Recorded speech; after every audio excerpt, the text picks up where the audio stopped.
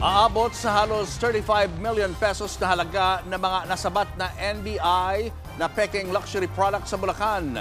Inireport ng mismong lehitimong brand ang dalawang tindahan matapos makita ang tinda nila online. Nasa frontline ng balitang yan si Dave Abuel.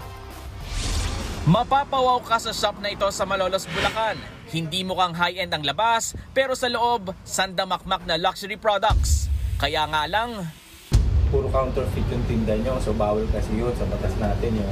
Kinumpis kaya ng mga tauhan ng National Bureau of Investigation. Bukod pa sa tindahang yan, isa pang shop ang sinalakay ng NBI sa May Kawayan. Ayon sa NBI, inireklamo ng isang kilalang luxury brand ang mga shop matapos malamang nagtitinda ang mga ito ng mga peking produkto na may logo nila online. So nag-order muna tayo online, then later on pinuntahan, nagbebenta rin.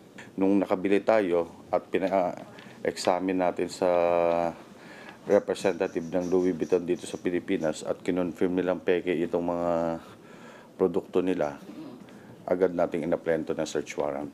Ayon sa NBI, aabot sa halos 35 million pesos ang halaga ng mga nakumpiskang items sa dalawang tindahan. Maaaring maharap sa reklamong trademark infringement at unfair competition ang mga may-ari ng tindahan. Nagbabalita mula sa Frontline, Dave Abuel, News 5. Mga kapatid, Julius Babaw po.